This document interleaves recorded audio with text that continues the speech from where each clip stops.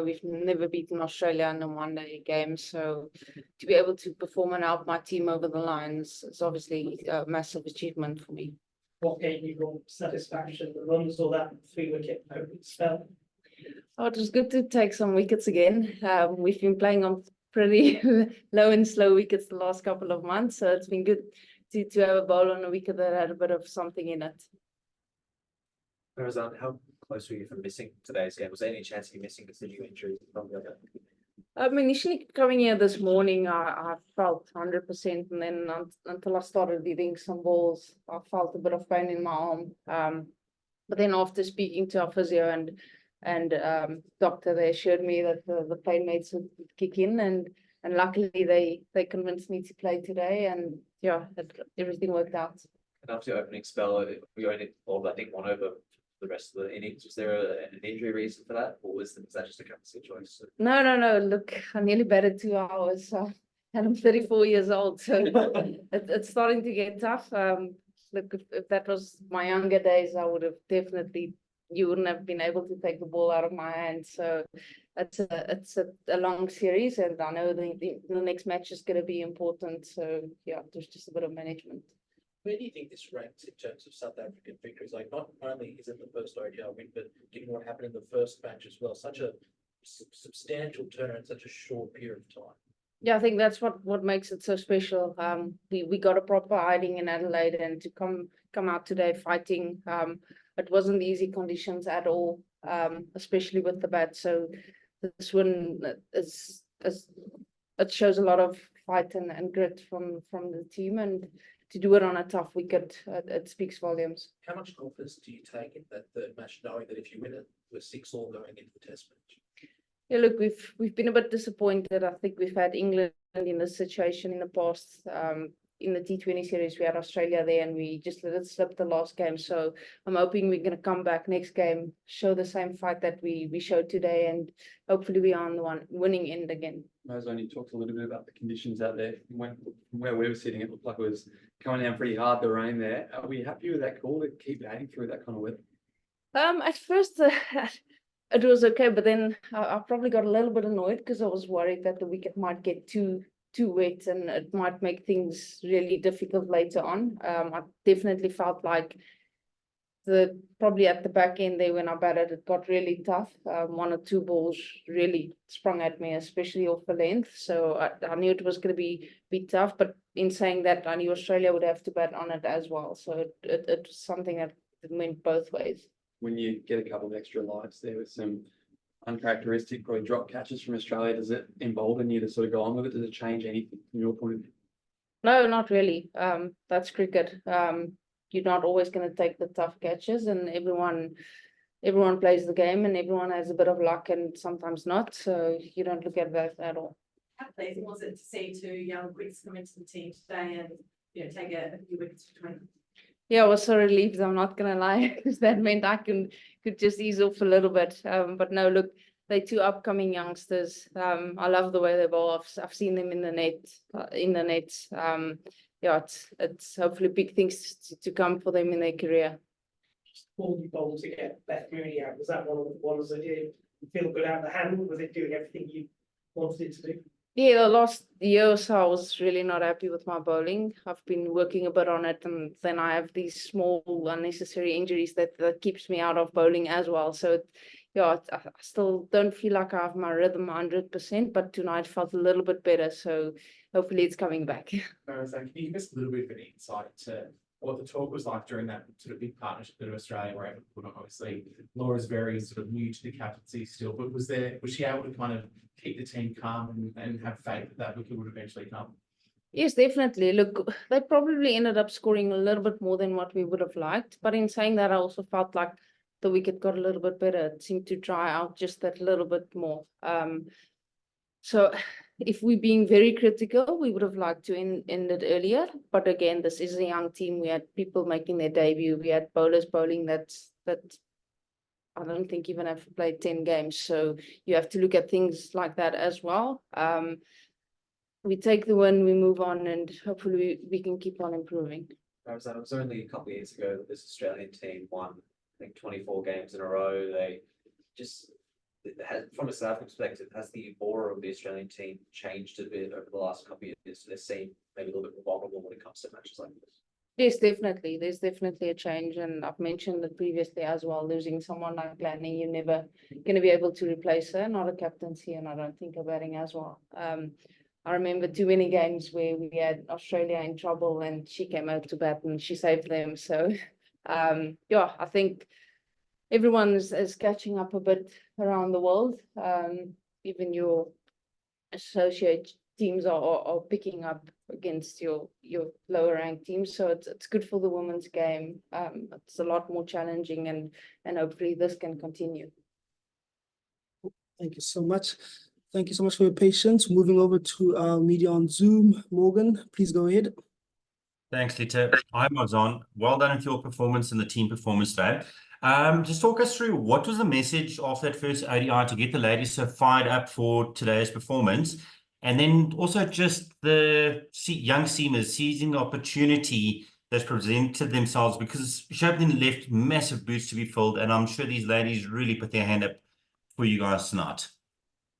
Yeah, look, we had a hard chat. I feel like a lot of times we don't want to speak straight and say it as it is, and we had that chat. We asked the whole squad to just go to your room, look at yourself a bit, and come back with it's always easy to say it was tough conditions or they really bowled well, but we also bowl well. You have to try things and you have to be positive, and I feel like today we were a little bit better at that. And then yeah, look, it obviously helps a bit when you get a wicket like this to bowl on, but no, they've been brilliant. I feel like they have massive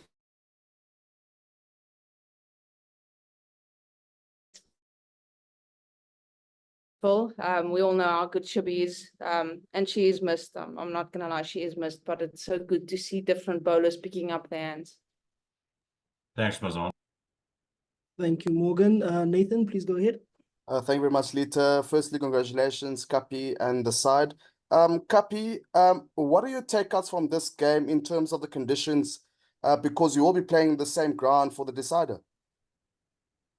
Yeah, I think it's probably the rain that made it so tough. I think usually it's a very flat wicket. It's very good for batting. So it was one of those days where it just got a little bit too wet and it moved around a bit. So I feel like it would probably be a little bit flatter next game. But look, that's cricket. As an all-round, I get so annoyed when we keep on playing on these flat and low wickets.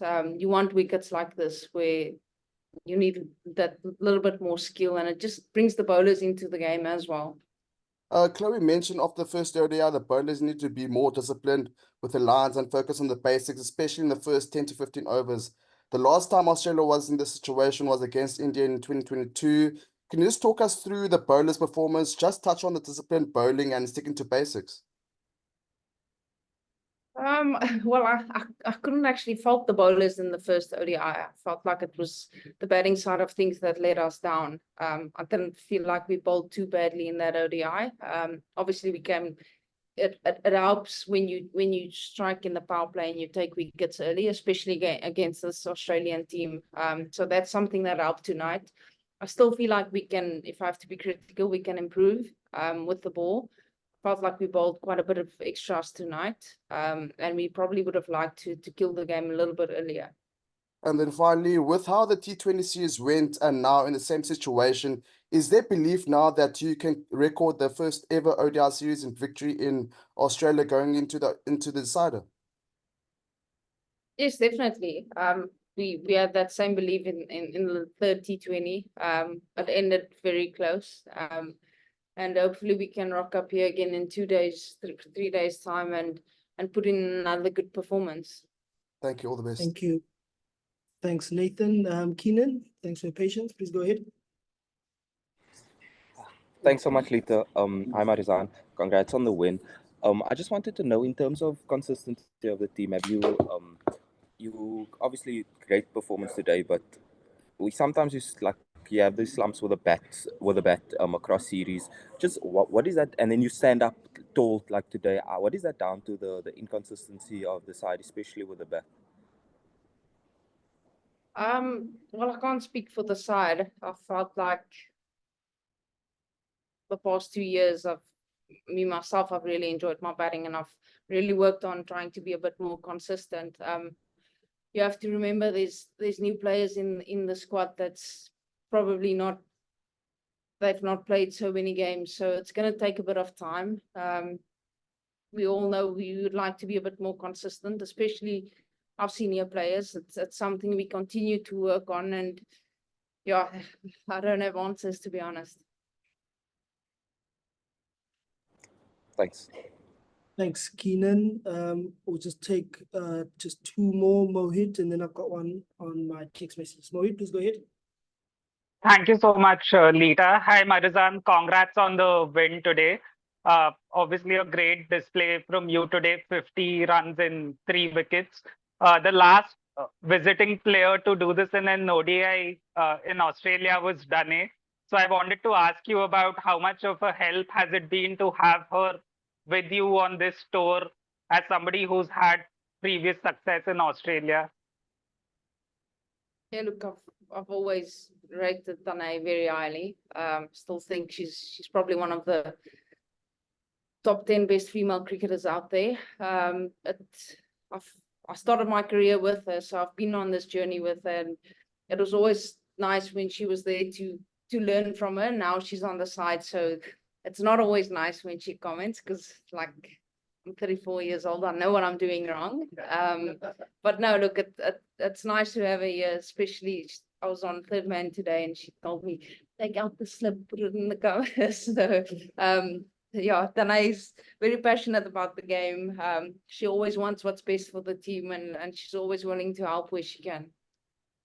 And just a very quick follow-up. So today you also became the first South African to hit 50s in 3 successive matches against Australia. So congrats on that.